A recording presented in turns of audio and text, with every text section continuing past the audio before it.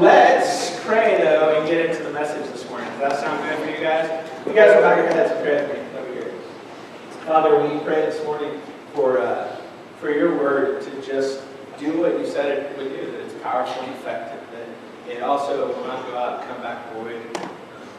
Pray, God, that this morning you would challenge us to our very core, that this would not just be about head knowledge, but it would be about how we live our lives for you and how we influence and affect the world around us. God, I also pray for Phil this morning. I know he has meant a lot to a lot of people in this church, and I just pray for him, God, that you would heal his body, that you would help the doctors to figure out what's going on with his bowel obstruction, that God, you would help him to have patient endurance through that. And I pray for his new church, God, that they would be supporting him like I know this body would. And I pray that they would be right there with him, loving on him, caring for him.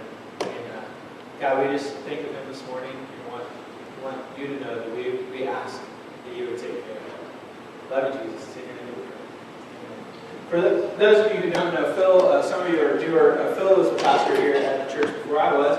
And I have had the privilege of standing on top of the shoulders of everything Phil has done in this church. It has been a huge privilege to do that.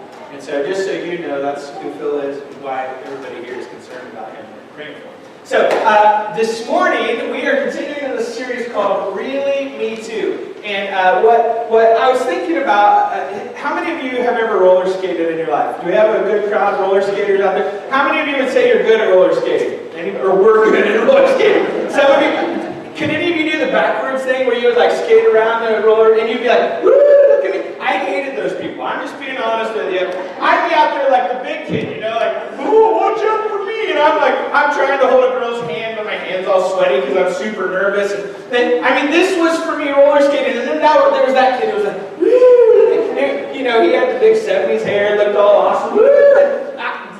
That was my experience growing up going roller skating. I only did it maybe like once a year or something, and so I was miserable at it. We finally had an opportunity about a year ago to take our kids roller skating. We went to their cousin's birthday party. It was at a roller skating rink, and so we take them, and like every good dad, I thought, this is my chance to relive my dream through my children, right? Because that's what parenting is all about, am I right? No, not at all, is it? Okay. I take them there, and we get the girls, because now they have these roller skates for kids where you can like lock them down, and they only go forward, and they kind of just scoot in them, and you can like kind of take the resistance out of these roller skates slowly. So we get the girls those, and they just right away, they're out there on the roller skating rink going, look at me, Daddy, I'm so good. I'm like, you're good, baby, keep on. Peter, he was 5 at the time. Peter wants to really roller skate. You know what I mean? He wants the big, heavy ones. I had forgotten how heavy roller skate was until we put it on Peter's foot. And he's going, Dad, and finally he like drops that roller skate on your lap and your leg crushes underneath you. And we put it up there, and I'm lacing him up, and I'm giving him, son, it's going to be tough. It's going to be hard out there. You got to just give it your all, son. You know? And I'm giving him the big pep talk. I'm like, Peter, it's concrete, so when you fall, it's going to hurt like ridiculous. But you just get up. From the young age, we taught Peter that if you do this, it fixes everything. And so you just do this. If you fall, it's going to be all right. You do it. And so Peter is pumped. He's ready to do this. I can see him like picturing himself 20, 30 years from now as a roller derby champion. You know, that he's got the helmet and he's got the shirt on and the things and these things, the short shorts. Peter is ready to roll. He's ready to just take people out. Peter gets up. I push him out there. I don't really know if I did that, but I dream about it. No, he goes out. Peter is skating, and he goes about like 2 or 3 feet, and he does this. Whoop, whoop, whoop, whoop, whoop. Have you seen a kid do that? And all of a sudden, Peter is flying in the air, and he lands, and he does the move that every kid has ever done in their life, and you see it go like this. And it takes like 4 or 5 seconds for them to cry. You think they're going to pass out in that moment, right? And he is no longer breathing. He's just waiting for the cry to come out. And it comes out as that like ear. Everything in the world has gone wrong for the boy. We run over, we pick him up, we bring him back, and we sit him down. Do you know what Peter says in this moment? It's what probably every kid says. Oh, God, I'm not going to be roller skater. I'm going to quit. I'm staying. You know, and I just have to be honest with you guys. Because I've seen my kids face this moment over and over again. I know what parents are supposed to say, right? We're supposed to say, get back out there, buddy. You can do it. You got to just get on that horse and ride. You know, this is what we're supposed to say, right? But everything inside of me wants to go, I totally get it, Peter. I get not being good at something and not wanting to do it and wanting to give up. Yesterday, Peepoo is in town. That's Jenny's dad. We call him Peepoo. It's a very loving, adoring name, as you can imagine, right? This is our kid's grandpa, and Peepoo wanted to take the kids fishing, and so we came out here, Bubba, Ken, thanks for letting us use your pond without you knowing.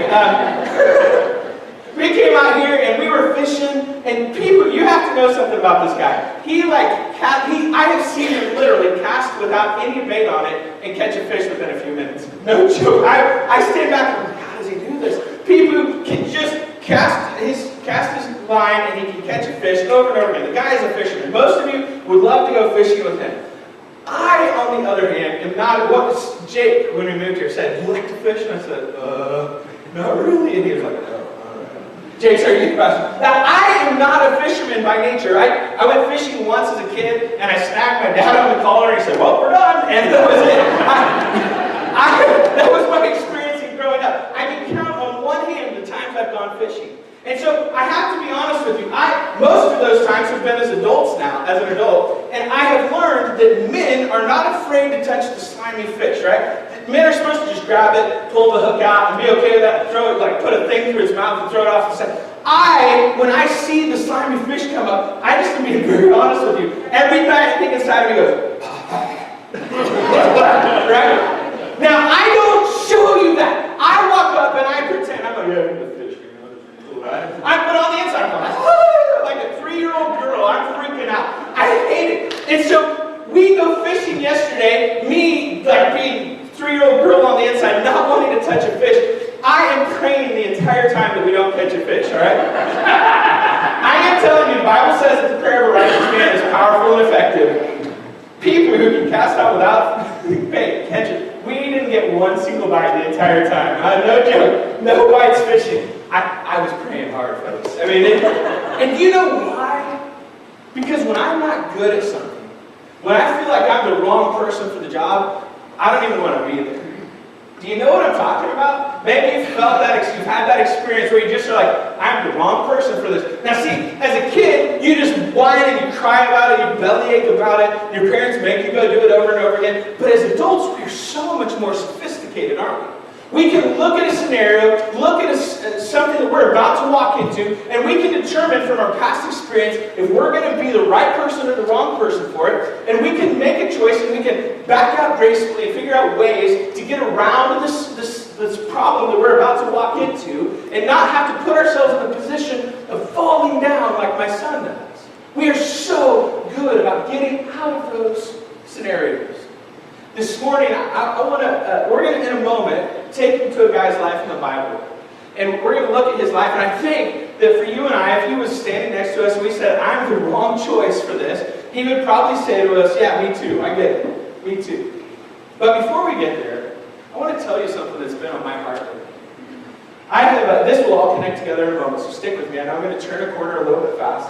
I have been thinking a lot about people who are far from God.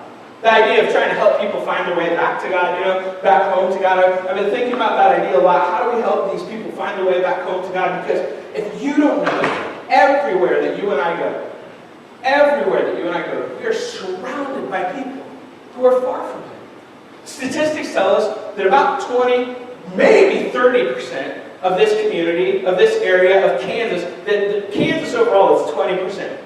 That 20% of Kansans are in church this morning. That means, if we're even being generous, that means that 70%, let's say that the number was 30 that are in church, 70% of the people that you and I are around every single day are far from God. They're not in a relationship with God. They are dying and perishing apart from Him. And I have been starting to kind of get overwhelmed with this idea. I've been thinking about when I'm in the gas station and I'm looking around at the people who are in there, how many of them are far from Him? How many of them fit into the 70%? When I'm in the bank, if I'm in the grocery store. The other day, we went to Wichita, and Jenny had to go get a dress for her sister's wedding, and so I was sitting with our kids in the play area at the mall, and I was looking at all these people walking around, and I thought, how many of these people are living their lives apart from the hope that is in Jesus Christ? How many of these people, when they face death, will not have any clue what's going to happen to them on the other side? You see, I think we can get to a place where we kind of forget that. Where we live in this zone and in this bubble and in this area where everybody we know is a Christian, everybody that we're engaged with is a Christian. We can even forget what it's like for somebody like that to come to church. I want to ask for a moment, you don't have to raise your hand, but I want you to think for a moment, how many of you did not grow up in a church environment? You came to a church for the first time. Okay, several of you were raising your hands. That's great. Thank you guys. I appreciate it. I want to tell you something. It can be hard to go back to these moments and remember it. But I want to tell you something. It is intimidating to walk inside of a church environment. Do you know that there are people who come into this place and will sit in here and they will hear all of the messages and they'll feel compelled by God to do something about it, to make a move on what God is calling them to, and they will end up looking at their life. Because if you don't know it, most people who are Christians think we need to point out people's sin all the time to them. Most people who are doing bad stuff know they're doing bad stuff, right? They just like it. That's just the truth. They don't need us to point out that it's bad. They need us to help them see that there's a better way, that there is life that they can find in Jesus, right? What I want you to hear is that a lot of these people, especially in today's world, will sit in a place like this. And do you know, when they hear somebody calling them to come forward, when they feel God prodding them to make a decision to follow Jesus, you know what a lot of them will think? I'm not good enough. You don't know. If they could just talk with us out loud, and they were in a judgment-free zone where they could say whatever, they'd be like, you don't know what I've done.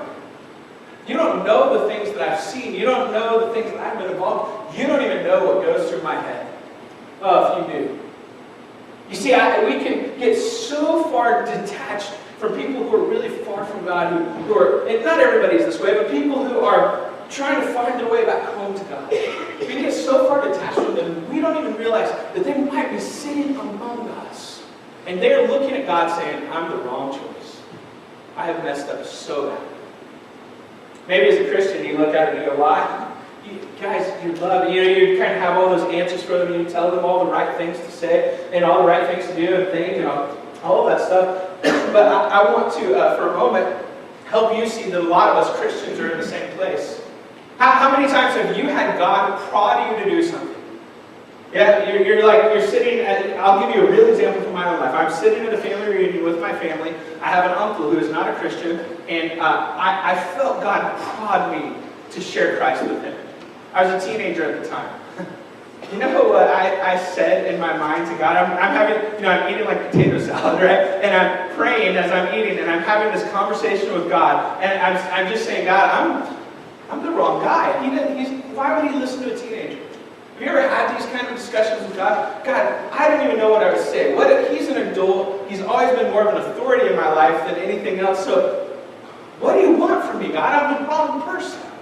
Tell me you haven't felt that before in your own life. That you haven't felt God push you to say something to somebody and you backed out of it and you've come up with a million excuses not to do it. Tell me you haven't felt like you were supposed to invite a couple of friends of yours to church with you on a specific Sunday, and you didn't do it because you were so worried about how they would perceive you and what it would introduce into your relationship and how difficult it would be. Some of you in this place, I think, were probably even called into ministry, and you avoided it and ran from it because you were so afraid of what that meant. What will my family think? Well, I don't have the money. I'll never have the money. I'll never have retirement. I'll always have to live off God and off the church. I've seen people just get torn up by the church. I've seen pastors get torn up. I've seen missionaries who have gone over and have not done well. God, I can't do this. I'm the wrong choice. Look, folks, what I'm trying to do is help you see that every single one of us in this place, it's not just you. I'm not pointing a finger at you. I'm pointing fingers at myself too. That every single one of us have walked through a door where God has said to us, keep coming, keep following me. I have someplace to take you. And we are afraid to step. we look at him and we say, I'm the wrong choice. Today I want to take you to a guy who I think along with us would say, me too. Me too, I was the wrong choice. This morning, we're going to get there in just a moment. This guy was given up for adoption at a fairly young age.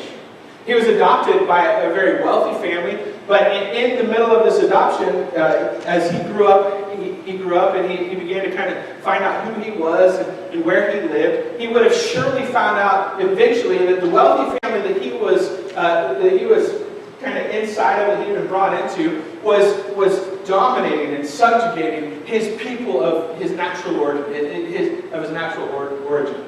He would have found out that they had enslaved his people, that they were using his people, and so his entire life he would have grown up as a stranger in a sense in his own home. He grows up, by the time that he's 40, he sees one of these wealthy elites beating up some of his people of origin. He sees them beating them up, and he goes over and he takes this guy and he kills him, murders him, tries to hide the body so nobody finds him. I don't know if in that day they had a CSI or not, but somehow they find out about it. They try to kill this guy, and he takes off into the desert, into the wilderness. He goes off, and again, now for the second time in his life, at 40, can you imagine at 40 years old, completely starting over? Maybe some of you have done this. 40 years old, he completely starts over. He finds a wife, they have some children. He becomes a rancher. He has been somebody who has lived in opulence, and now he becomes somebody who lives in complete obscurity. Can you picture this guy? He is now 80 years old. We're about to meet him in Exodus chapter 4, if you want to go there with me. He's now 80 years old. Can I ask, how many of you are close to 80 years old, either side of it, left or right? You know, whatever. Okay, all right. Now, I want you to imagine this for a moment. I can't imagine this. But this guy, in Exodus chapter 4, where we're about to go, this guy, 80 years old, is still ranching. He is still out with his sheep. Some of you hope that you'll be able to do that at 80, right? That's your dream. Can you picture this? All of the aches. He's sleeping outside at night. He is following his sheep. He's taking care of them. He's got to be a little bit grumpy. He's got to be a little bit worn out. He's given all he's got. He is, at 80 years old, out with his sheep, and he has gone up into the mountains. And while he is in the mountains, there is this bush that he sees that is on fire. It's burning. He goes closer and closer, and as he gets closer, he sees the bush is on fire, but it's not being consumed by the fire. I have a buddy on Facebook who he said he went out for this walk. He was walking or something, and he saw a bush that was on fire, so he put it out. And I was like, man, good thing Moses didn't do that, right? Because can you imagine if Moses had seen the fire? Oh, somebody's going to throw some, and he threw buckets of water on. We would have missed a whole huge part of history. Because in this moment, this guy that I'm talking about, named Moses, who maybe you know, maybe you've heard some of his stories, Moses walks up to this bush that is on fire. It is a peculiarity. It will not burn up. It will not be consumed. And Moses hears a voice coming. And the voice says, you are on holy ground. Take off your sandals. Moses removes his sandals. He hides his face. He begins a conversation with the God who created the world. God begins to ask Moses and tell Moses a story. He says, I've heard my children in Israel crying out under the slavery, kind of under the thumb of Egypt. These are the people that Moses had grew up with. He grew up as an Egyptian, but he was an Israelite by his heritage. He was a Hebrew nationality. Moses hears God, and Moses knows the struggle well. He was even involved, probably at a young age. Can you imagine him sometimes watching Hebrew slaves doing the work that they're doing, sweating and toiling all day, all the way to death. Their entire life dictated by their slave masters, the Egyptians. And Moses somehow gets to sit in the throne room of the pharaohs. Can you imagine this dichotomy that this guy has lived with? Moses knows it well. Yeah, I know, God. I know this slavery. I know the cry of their heart. My mom and dad. You know, Moses probably would have lived to about the age of 5 with his mom, because the Pharaoh's daughter who takes Moses in brings in his mother to nurse him. She adopts him, but she has his mother nurse him. And likely what would have happened is his mother would have taken him home until he was probably the age of 5, nursing him, giving him sustenance. And so Moses has lived this life where he knows probably who he is, he knows his nationality, he knows who his God is supposed to be, but he has lived in a completely other world. Can you imagine that? Moses hears God say, I've heard the cry of the Israelites. I'm going to free them. I'm going to send you to rescue them. And Moses and God begin to have this dialogue. And what I want you to hear is that for 5 times, Moses tells God, no. 5 times, Moses in his own way says, I am the wrong choice. I am the wrong choice. Listen to this. In verse, we'll be in Exodus 4, in chapter 3, though, chapter 3:11, Moses essentially says, I'm a nobody. In 3:13, Moses saying, who would I even say sent me? Right? He's like, God, look, who would I even say sent me?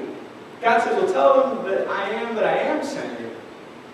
He again will say in chapter 4, verse 1, no one's going to believe me. Then in 4:10, he's going to say, I don't have the skills. You know, you might not know the story very well, but Moses is a stutterer. He has some kind of speaking problem. And so he goes, I don't talk good, right? I mean, this is Moses, and I'm not trying to make fun of people who stutter or have speech impediments. I'm saying Moses really struggled with this. And in the middle of this moment where God is calling him to do something incredible, he says, I'm the wrong choice, God. The 5th one is the one I want us to focus on. Look at this. We're going to be in Exodus 4:13-14. It says this. But Moses said, Oh Lord, please send someone else to do it. Do you hear it, Moses? Now, I want you to, for a moment, think about what you would expect of somebody who is getting this call from God. We know what this means, right? Moses will be idealized throughout the whole Israelite nation. He is their Superman. Moses. He is talking to God. Let it sink in for a moment. How many of you have, in times of trouble and trial, have gone, God, if you would just show, if I could just see you, it would make it so much easier. Moses is in God's presence, and God is speaking to him, and God says to him, if you will just go and take my people, I am with you, I am going with you, I am that I am is sending you, I am calling you to it, do it. You see, again, I've said this almost every single sermon in this series, that if there's a thing that helps me think that these stories are actually historically accurate, it's that these guys don't just go, Lord, I was hoping you would ask, right? They're not these perfect guys that you would write the story and you would try to make up so that people would believe that these religious characters were people that you wanted to follow. Moses is messed up. He says, I'm not the right guy, God. Please send somebody else. He doesn't have it together. Oh Lord, please send somebody else to do it. Listen to this. Then the Lord's anger burned against Moses. And he said, well, what about your brother? Right? Moses said, please send somebody else. And God says, well, what about your brother? Nothing like a little sibling rivalry to get somebody to do something, right? What about your brother Aaron the Levite? I know he can speak well. He is already on his way to meet you, and his heart will be glad when he sees you. God pulls out, Moses says, not me, would you send somebody else? And he says, well, what about your brother? He can speak well, right? This is the thing that Moses has said he's not good at. And God says, he's coming already. Let's just get him involved. Let's just get him involved. Moses is saying, I'm not the right choice to God. And God, at some point, gets angry with him. Now, I want you to hear this for just a moment before we become too hard on Moses. He is the wrong choice, isn't he? The guy was a murderer.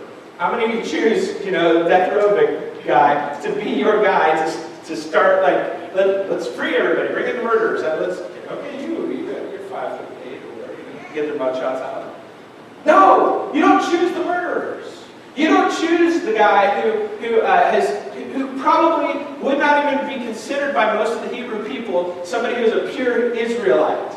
Right? Because this guy has lived most of his life in opulence. In the first 40 years of his life, he gets everything he wants. Moses, you don't know what it's like to be us. And then the next 40 years of his life, Moses is out by himself in the desert. Nobody's even heard or seen from him since he murdered somebody and tried to hide it and get away with it. And God is saying to him, you're my guy. Moses has been a foreigner his entire life. And God is calling him, and Moses has every reason to say, not me, God. I'm the wrong choice. Find somebody else. I want to say this to you guys. This is something I wrote down. I thought it was important enough to say to you. I want you to hear this. God's unwavering faithfulness. God's unwavering faithfulness is bigger than your ill-conceived fears. God's unwavering faithfulness is so much bigger than your ill-conceived fears. You see, Moses was completely the wrong guy. But do you know, without him seeing God's perspective, it was impossible for him to know how much of the right guy he really was, wasn't it? See, what Moses didn't know was that God was going to call him. He was going to take the Israelites out into the desert, and at some point, all of his ill-conceived fears about being a foreigner, being a murderer, all those things that had been part of Moses' entire life, him not being a person who was settled, him not having a place of his own, all of that stuff, all of his failings, all of his failures were going to be things that God ends up using. You know, God is the one who allows Moses to speak well. Moses ends up actually taking this on. And he goes to Pharaoh and he speaks and he calls Pharaoh to let his people go. Moses will lead his people out into the desert, and for the first 40 years Moses is wandering around in Pharaoh's household. For the next 40 years Moses is wandering around in the desert as a shepherd. And for the last 40 years of Moses' life, do you know what he's doing again? He is wandering around, leading God's people to God's promised land. Moses is the very person that God needed to choose. You see, there's so many ill-conceived fears that will keep you and I from doing the right thing. I can't talk to them. I don't have all the right answers. They know my life, God. My children have seen me. They saw the way that I was when I was raising them. How could I ever lead them to know you? Right? God, I can't talk to my coworkers. I used to cuss around them. I used to drink a lot. They know all my failings. I just can't do it. They'd call me a hypocrite. You see how easy it is to go, I'm not the right choice, God. And what you are missing is that you are only focused on your failings. You are missing that God has unwavering faithfulness. I was thinking about how what God is asking Moses to do is to lose his measure of control. And God is really saying to him, you need to trust me. This is ultimately what I think God is calling all of us to do as Christ followers. He is calling you and I to trust him. He's calling you and I to put faith in him. This is where the rubber meets the road. This is where you move from just being a Christian to actually being a Christ follower, is when you can move into truly trusting God, where you are able to lose some sense of control. This is why it is fearful for us to take steps into things like going into a full-time ministry. It is fearful for us we lose control, don't we, when the conversation goes religious. You lose control of it. You just lose control of it. And the only thing that you have left is to trust God with it. There is a Bible verse, 1 Corinthians 1:25-31, that says this, for the foolishness of God is wiser than man's wisdom, and the weakness of God is stronger than man's strength. Brothers, think what you were when you were called. Not many of you were wise by human standards. Not many were influential. Not many were of noble birth. But God chose the foolish things of the world to shame the wise. God chose the weak things of the world to shame the strong. He chose the lowly things of the world and the despised things and the things that are not to nullify the things that are, so that no one may boast before him. It is because of him that you are in Christ Jesus, who has become for us wisdom from God. That is our righteousness, holiness, and redemption. Therefore, as it is written, let him who boasts, boast in the Lord. Paul doesn't say that it's the intellectual giants that God chose. He doesn't say that it's the people with political clout. He doesn't say that it's the people who have all of they're just the leadership gurus in the world. Paul says that God chose the weak things. He chose the foolish things. Because when our weakness is finally kind of embraced, it is the moment that God can truly show up and show off. It's when those of us who don't have it together, when those of us who don't have it all together place our trust in God, it allows God to finally show up and show off. I wanted to ask you guys a question this morning, and it's this. What is the thing that God is calling you to that you've allowed ill-conceived fears to keep you from seeing God's faithfulness? What is the thing that God's called you to that you are allowing your ill-conceived fears to keep you from seeing God's faithfulness? I'm not good enough, God.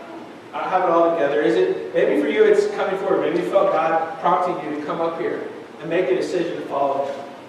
Maybe for you it is something like a full-time ministry or going to be a missionary. Maybe for you it's as simple as just inviting somebody to church. It's as simple as just like sharing your faith with somebody in those moments. I don't know what it is, but my guess is there's something that God has prompted you to do, and you look at it and you go, God, what about this? I'm telling you, that crisis of faith in that moment is more about your faith in yourself and your lack of it than your true faith and trust in God. See, God has unwavering faithfulness. I'm not promising that everything is easy or that everything goes well or that it's all smooth when you take that step and you trust in Moses. It sure wasn't. But I am promising that when you walk through that God will walk through it with you. I was thinking about Peter and taking him roller skating and how I was able to talk him to get back up on the horse. And he got out there. We got him one of those, and maybe you've not seen it, they have kind of created these PVC pipe contraptions that a kid can, it's almost like a walker, And so he's out there kind of with this PVC walker thing, and he's trying to skate with it. And I just walked behind him the whole time for like at least an hour. I just walked behind Peter. And you know what? In just a few seconds of him getting up again, Peter started to do the slip thing, and he almost crashes, and I reach in and I scoop him up, right? That's what dads do, isn't it? It's what we're good at. I scoop him up, and I put him back on his feet. I'm like, you can do it, buddy, you can do it. Peter gets back out there, he starts skating again, he almost falls, I scoop him up again.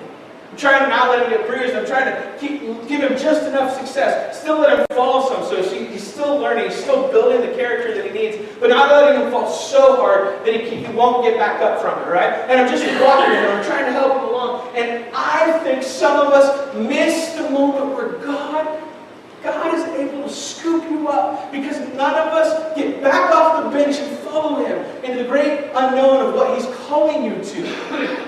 How many of us have missed seeing God? Do you know God doesn't do miracles for people who sit on the bench? God does miracles when we get off the bench, folks.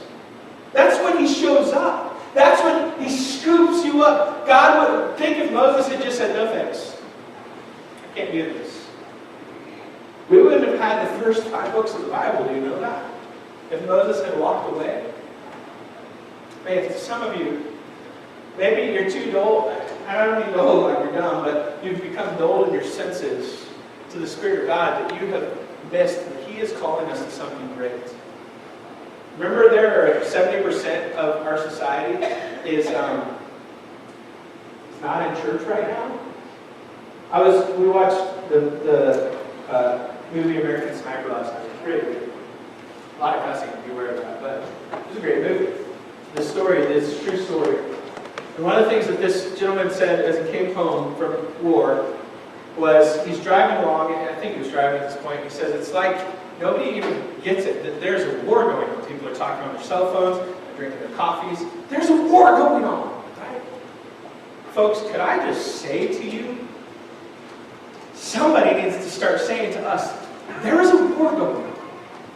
There are people, get this in your head, there are kids who are going to grow up in our community who will never have heard who Jesus is. Do you get that? There are people who are going to grow up in our community, and the church, this Christian experience that you have had the opportunity to live with and to get to know God, they're going to grow up, and they are never going to know what it's like to have a relationship with the God of the universe, have Him transform their heart and their mind, for them to become new creations, for their entire life to be transformed and ratified. They're never going to know, because so many of us can start to kind of lose that sense that God's unwavering faithfulness is so much bigger than my fears in this moment. He will, listen, if God has called you to it, if He's called you to it, you better believe it, that He's going to walk through it with you. If He's called you to it, God's going to walk through it. Folks, I'm here to tell you, there is a war going on. There are people dying every single day. There are people dying in our community who don't have a relationship with Jesus. And that should scare us and break our hearts, and it should motivate us to do whatever it takes to reach them, shouldn't it? shouldn't. I know that's tough. I know that's scary. I know it means a lot of things, right? If you start to think about it, it means a lot of things. It means I probably can't stay very comfortable for very long, can I? It means that I'm going to have to get out of my seat and do things. I'm going to have to participate and change people's lives. It means I'm going to have to become a prayer warrior. We need to be a church that prays like crazy, don't we? We need to be a church that is bathing everything and every person in prayer. Are you doing that? Are you joining with me in praying for those things? Right? It's not just the eldership, it's not just the leadership, it's all of us joining together because there is a war going on. And I don't know any soldier who would walk out into a battlefield not prepared and ready. There's so many of us let our fears, let all of our insecurities keep us from fighting, and keep us from being prepared and walking into the field ready to fight, ready to make a difference in somebody's life. You and this is my last thing, I'm going to say, you and I get to participate in the greatest thing in the world. You and I get to help people find their way back home to God. If that doesn't light your fire, then something is wrong, right? If it doesn't light your fire, something's wrong. And this morning, my hope is to get you and I to move past our fears, move past all the things that keep us from engaging with this world and helping them come to know Jesus, and to start trusting the unwavering faithfulness of God. It will be when we step out in faith where we see God begin to really show up and move.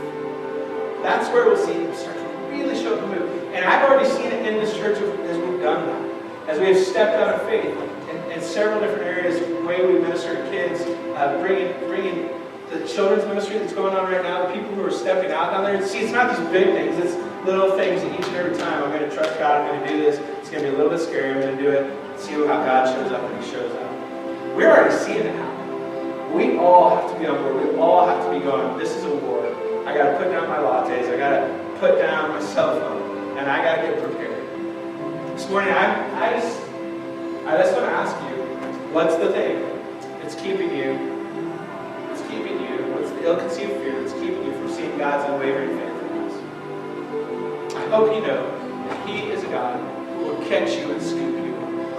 This morning I want to ask you to stand with me, and I'm going to invite you, if you need to make it, it's not an emotional thing, it's not like, you can't just run me out and I'm crying.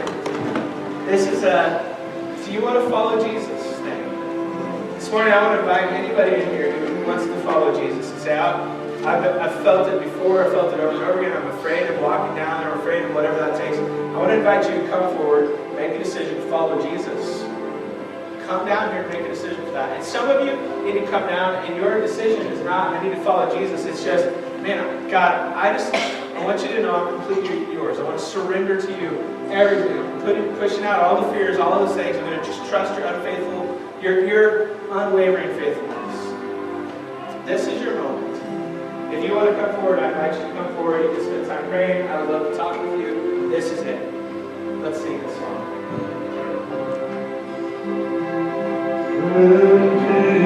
Peace like a river, taketh my way, when sorrows like sea billows roll. Whatever my lot, thou hast taught me to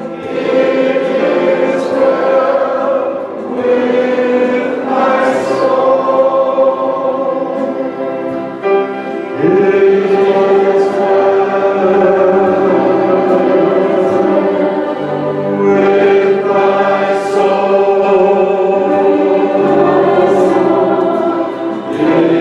is well with my soul. It is well with my soul. You guys can have a seat. Miss Nancy,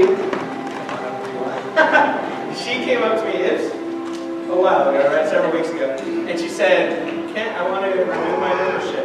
And I said, don't do that. What? What did I do? I was like, what did I do? And she said, said no, I said, move my membership. Oh man, I need to get hearing aids evidently. Miss Nancy would like, I don't even call you Miss, but Nancy would like to place her membership here. Better than other things you could call, that's fine.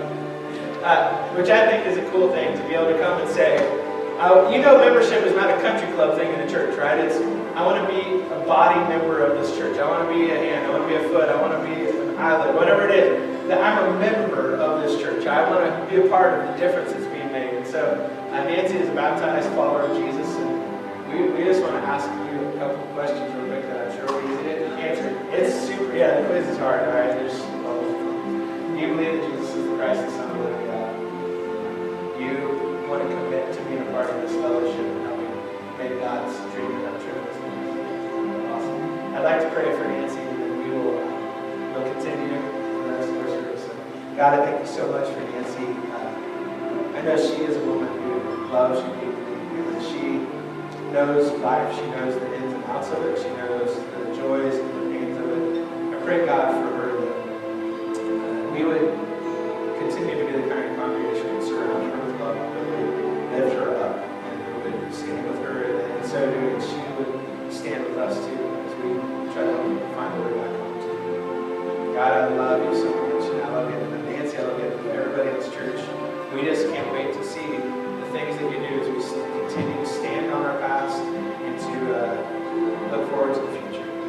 It's in your name that I pray, Jesus. You guys stand with us and sing our closing song.